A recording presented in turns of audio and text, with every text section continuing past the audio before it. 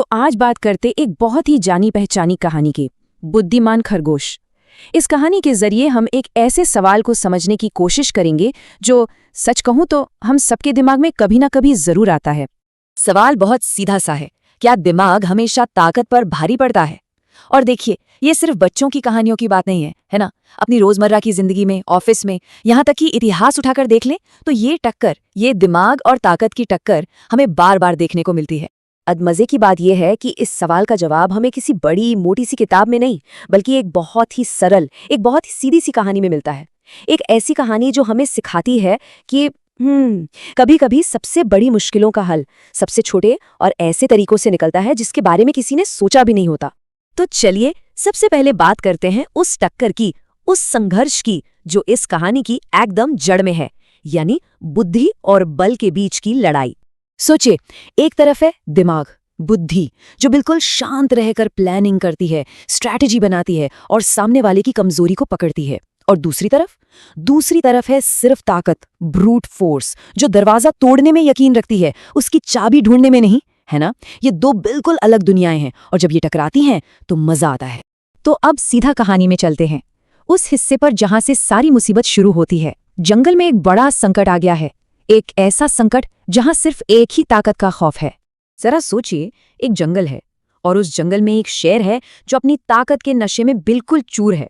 वो अब सिर्फ पेट भरने के लिए शिकार नहीं कर रहा, नहीं, वो तो बस अपनी ताकत दिखाने के लिए, अपना दबदबा बनाने के लिए जानवरों को मारे जा रहा है। अब ऐसे में पूरे जंगल में कैसा माहौल होगा? जाहिर है, डर और मायूसी का। और यहीं से एक बहुत बड़ा सवाल खड़ा होता है कि भाई, जब सामने वाला इतना ज्यादा ताकतवर हो तो जो कमजोर है वो बेचारे क्या करें? क्या उनके पास हार मान लेने के सिवा कोई और रास्ता है ही नहीं, या फिर कोई और तरीका भी हो सकता है? और बस इसी निराशा और डर के माहौल के बीच कहानी में एंट्री होती है एक ऐसे हीरो की जिसके बारे में किसी ने सोचा तक नहीं था। यहीं से शुरू होती है चतुर खरगोश की चाल, और अब हम देखेंगे कि दिमाग का इस्तेमाल असल में होता कैसे है। देखिए, जब जंगल के बड़े बड़े ताकतवर जानवर शेर के सामने हिम्मत हार चुके थे, तब कौन सामने आया? एक छोटा सा खरगोश। उसे पता था, उसे ये बात अच्छी तरह पता थी कि ताकत से तो वो जीत ही नहीं सकता, नामुमकिन है। तो उसने फैसला किया कि वो अपने दिमाग को, अपनी बुद्धि को ही अपना हथियार बनाएगा। और उसका प्लान, हाँ, क्या कमाल का प्लान था। 3 हिस्सों में बटा हुआ और हर एक कदम बिल्कुल नपातुला। पहला स्टेप, शेर के घमंड को, उसकी ईगो को उकसाना। दूसरा स्टेप, उसे खींचकर सही जगह पर लाना, यानी कुएं तक।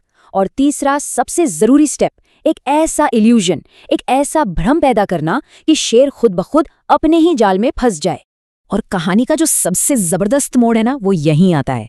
खरगोश ने कोई हथियार नहीं उठाया, कुछ नहीं किया। उसने बस शेर को कुएं के पास ले जाकर पानी में उसकी परछाई दिखा दी और बस उसके घमंड को थोड़ी सी हवा दे दी कि देखो, पानी के अंदर तुमसे भी ज्यादा ताकतवर एक और शेर बैठा है जो तुम्हें ललकार रहा है। और बस यहीं पर शेर की जो सबसे बड़ी ताकत थी, वही उसकी सबसे बड़ी कमजोरी बन गई। वो अपने गुस्से और घमंड में इतना अंधा हो गया कि अपनी ही परछाई को दुश्मन मान बैठा और उसे हराने के लिए सीधा कुएं में कूद गया।